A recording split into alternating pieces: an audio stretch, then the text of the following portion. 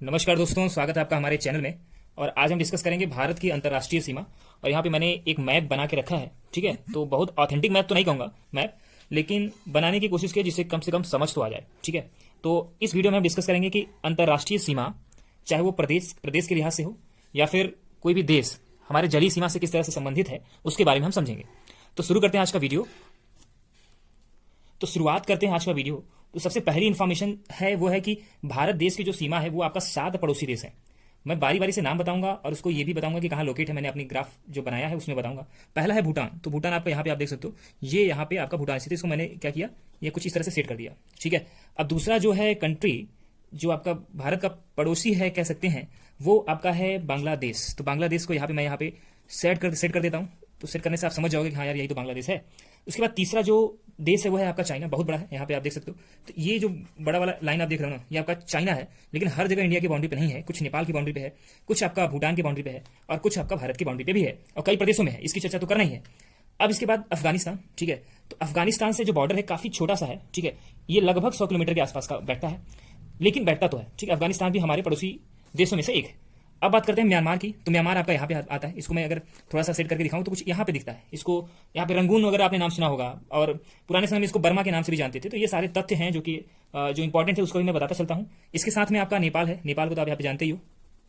फिर उसके बाद एक लास्ट में आपका पाकिस्तान है, जिसको कौन नहीं जानना चाहेगा, भारत का हर नागरिक इसको जानना चाहता है। तो इस तरह से 7 पड़ोसी देश हैं, इसको बात आप ध्यान में रखेंगे। अब बात करते हैं कि देखिए यहाँ पे मैं बात करने वाला हूँ कि जो बाउंड्री लाइन है, अगर स्थलीय बाउंड्री लाइन की बात की जाए, ठीक है। तो स्थलीय बाउंड्री लाइन की अगर बात करें तो लगभग 15,106.7 मतलब 15,000 के आसपास किलोमीटर जो है वो आपका स्थलीय लाइन है। करेक्ट आंकड़ा अगर आपको समझना है तो मैं बता देता हूं, 15,106.7 किलोमीटर, ठीक है क्या। उसके बाद अगर बात की जाए कि कोस्टल लाइन कितनी है, मतलब कि जलीय सीमा, जलीय तट कितना किलोमीटर का है। पहली बात ध्यान रखिएगा, अंडमान निकोबार और ये लक्षद्वीप, ये द्वीप समूह जो हैं ये भी भारत का हिस्सा है।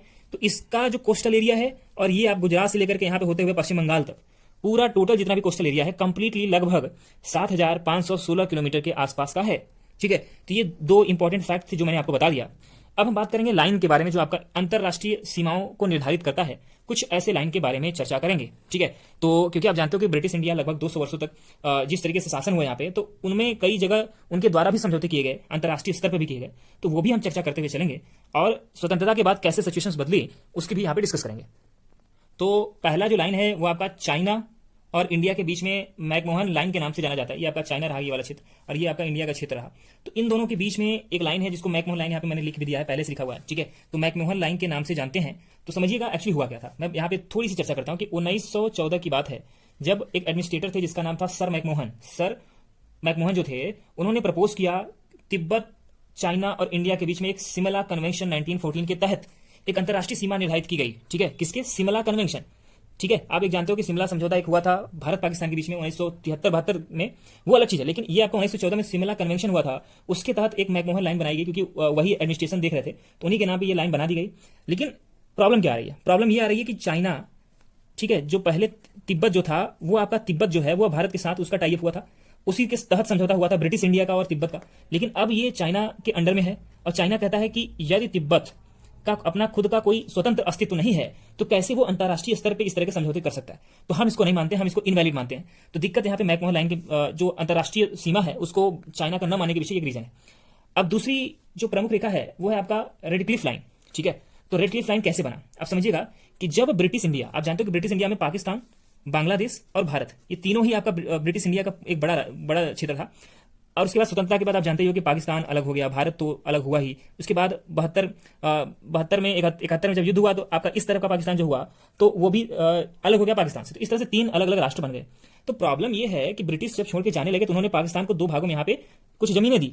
उस जमीनों में अंतर्राष्ट्रीय जो सीमा बनाई गई भारत पाकिस्तान को अलग करने वाली, उसको रेड क्लिफ लाइन के नाम से जाना जाता है, ठीक है। और सर कायरल रेडक्लिफ, ठीक है, वो चेयरमैन थे बाउंड्री कमीशन के, तो उन्हीं के नाम पे आपका रेड क्लिफ लाइन के नाम से जाना गया, ठीक है क्या। अब बात करते हैं डूरेंट लाइन की, ठीक है। तो जैसा कि मैंने यहां बताया कि अफगानिस्तान ये जो है ये पाक अधिकृत कश्मीर का हिस्सा है फिलहाल, लेकिन अफगानिस्तान जो है वो उसकी अंतर्राष्ट्रीय सीमा जो है आधिकारिक तौर पे इंडिया के साथ लगभग 100 किलोमीटर तक। अब एक काम करोगे, आपका यहाँ पे होमवर्क है कि परफेक्ट कितना किलोमीटर है, क्योंकि अलग अलग स्रोत अलग बताते हैं। तो आप बताओगे कि परफेक्ट कितना किलोमीटर, वो आपको कमेंट सेक्शन में बताना है, ठीक है। तो भारत और पाकिस्तान के बीच में ये आपका बगल में यहाँ पे डूरेंट लाइन है, ठीक है क्या। एक मजेदार बात यह है कि जो डूरंड लाइन है, ठीक है, वो आपका ब्रिटिश इंडिया और अफगानिस्तान के बीच में बना था। फिलहाल अभी हम जो बात करें वो आपका 100 किलोमीटर का है। लेकिन अगर आजादी के पहले की बात करें तो क्योंकि आप जानते हो कि पाकिस्तान भी भारत का हिस्सा था, इसका मतलब कि ब्रिटिश इंडिया में पाकिस्तान शामिल था। तो अब यहाँ पे ये वाली जो लाइन आप देख रहे हो ना, पाकिस्तान की इस साइड की जो बाउंड्री है, एक्चुअली यही एक बड़ी रेड क्लिफ लाइन है और ये थोड़ा सा पार्ट इंडिया को भी कवर करती है, ठीक है क्या। अब अगले लाइन की तरफ बढ़ते हैं। ये है आपका लाइन ऑफ एक्चुअल कंट्रोल, जिसको LAC के नाम से जानते हैं। और ये जो है वो आपका चाइना और इंडिया के बीच की लाइन है। और इसमें कुछ जो मजेदार तथ्य वो समझिएगा कि जो आपका LAC है, 1962 में जब भारत चीन युद्ध हुआ था तो भारत का कुछ एरिया जिसको हम अक्साई चीन के नाम से जानते हैं, जम्मू कश्मीर के आसपास, वो एरिया चाइना के द्वारा कवर कर लिया गया था। और बाद में आपका 1963 में उसने सीज फायर बना दिया। मतलब सीज फायर मतलब आप समझते हो कि युद्ध विराम की घोषणा कर देना, लेकिन वो पीछे नहीं हटा। तो एक्चुअल में लाइन ऑफ एक्चुअल जो कंट्रोल है वो एक्चुअल यही है कि 63 में जो आपका सीज फायर हुआ तो जिस क्षेत्र पे चाइना और भारत रुके थे वहीं से एक लाइन बनाई गई जिसको लाइन ऑफ एक्चुअल कंट्रोल बोलते हैं। और ये आपका अंतर्राष्ट्रीय स्तर पे मान्य नहीं है और भारत भी इसको नहीं मानता, क्योंकि जम्मू कश्मीर का पर जो आपका पूरा आधिकारिक तौर पे जो आपका स्वामित्व है वो इंडिया के पास। अब अगले लाइन की बात करते हैं, अंतर्राष्ट्रीय लाइन की बात करते हैं। थोड़ी सी बात अब LOC की कर लें, LOC की बात कर लेते हैं। आप जानते हो कि 47 में जब हमारा देश आज़ाद हुआ तो पाकिस्तान एक अलग देश ही बन गया था और उसने अचानक ही जम्मू कश्मीर पर कब्जा करने के लिए, ठीक है, वो कहानी अलग है, मैं उसको कभी और दिन बता दूंगा, कब्जा करने के लिए आक्रमण किया। जवाब में भारत ने भी आक्रमण किया। तो 48 में एक ऐसा जगह आया जब भारत ने इनको पीछे ढकेलना शुरू किया, तो एक ऐसी जगह आई जहां पे सीज फायर इंटरनेशनल प्रेशर के तहत या फिर कह सकते हो आपके ब्रिटिश के समझौता के तहत, ठीक है, उनके कहने पर एक जहां पे वो लोग रुके थे वहीं पे एक लाइन बना दी गई, अंतर्राष्ट्रीय लाइन बना दी गई। उसी को लाइन ऑफ कंट्रोल के नाम से जाना जाता है, ठीक है।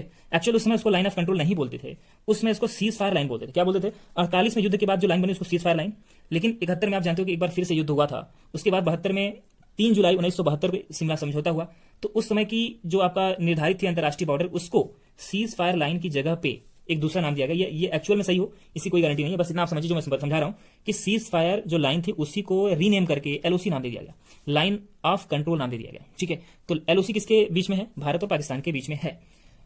अब यहां पे ध्यान देने वाली बात है कि LOC जो लाइन है वो आपका एक्चुअल इंटरनेशनल बॉर्डर नहीं है, क्योंकि भारत एक बार फिर से यहां पे कह सकते हो कि स्वामित्व जो है वो आपका भारत के पास है, ठीक है। तो कुछ एरिया जो आपका पाकिस्तान के पास है उसको हम पाक अधिकृत कश्मीर के नाम से जानते हैं, ठीक है क्या। अब एक और इंपॉर्टेंट है जो कि फैक्ट हम यहाँ पे लास्ट में उसको डिस्कस करेंगे, वो ये है कि कौन कौन से जो अंतर्राष्ट्रीय पड़ोसी देश हैं उसमें कौन कौन से प्रदेश भारत के मिलते हैं। तो पहला इसमें सबसे पहला जो है वो आपका होने वाला है कि इंडिया पाकिस्तान के बीच का, तो लगभग 3233 किलोमीटर का एरिया होता है। तो इसमें आपका एक तो पंजाब हो गया, एक जम्मू कश्मीर हो गया, एक राजस्थान हो गया, एक गुजरात हो गया। तो 4 स्टेट आपका भारत पाकिस्तान के बीच में पाए जाते हैं। इंडिया चाइना के बीच में 3488 किलोमीटर का बॉर्डर है और इसमें आपके 5 प्रदेश पाए जाते हैं। पहला एक आपका सिक्किम हो गया, यहाँ मान लीजिए।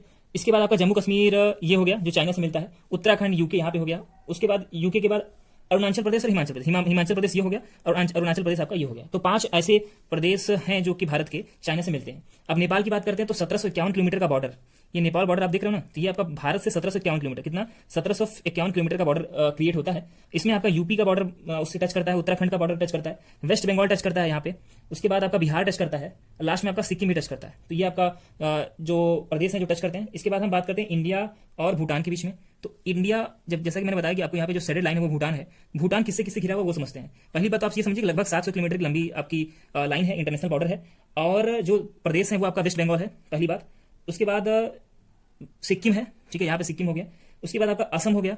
असम ये है आपका एक बड़ा एरिया, असम को शेडेड नहीं कर सकते यहाँ पे, तो असम भी आपका भूटान से टच करता है। लास्ट में आपका अरुणाचल प्रदेश हो गया ये, ठीक है। अब बात करते हैं इंडिया और बांग्लादेश के बीच में। तो 5 प्रदेश हैं जो कि इंडिया बांग्लादेश के अंतर्राष्ट्रीय बॉर्डर पे टच करते हैं। पहला तो आपका मेघालय हो गया, ठीक है, मेघालय यहाँ पे है, ठीक है, इसको आप देख लीजिए। उसके बाद आपका असम हो गया। असम तो एक बहुत बड़ा है, उसको आप यहाँ पे देख सकते हो, ये पूरा एरिया जो है वो आपका असम का है। तो असम भी बांग्लादेश के टच में है।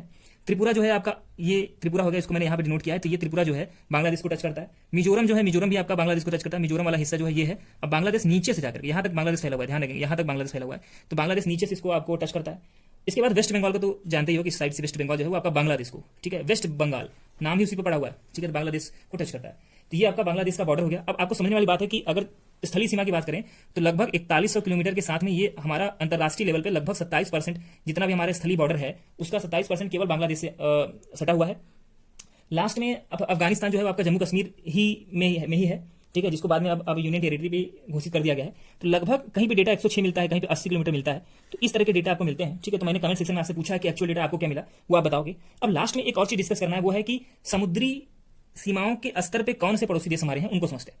इंडिया से यहाँ पे आप देख सकते हो श्रीलंका पहली बार समुद्री सीमा के साथ यहाँ पे टच करता है। जो प्रदेश है वो आपका तमिलनाडु है, जहां से ये टच करता है। उसके बाद इंडिया मालदीव की अगर बात करें तो जो लक्षद्वीप है वो आपका सबसे नजदीक है, यहाँ पे मालदीव के साथ लक्षद्वीप नजदीक है। इंडिया और इंडोनेशिया की बात करें तो अंडमान और निकोबार जो ये द्वीप समूह है ना, द्वीप समूह जो है वो आपका इनके साथ जलीय सीमा साझा करता है। तो उम्मीद करता हूं कि ये आपका जो कंप्लीट इन्फॉर्मेशन था भारत की अंतर्राष्ट्रीय सीमा और उससे संबंधित जो भी तथ्य थे वो आपको समझ में आया होगा। इसी तरह के वीडियोस को देखने के लिए हमारे चैनल को सब्सक्राइब कर सकते हो। धन्यवाद।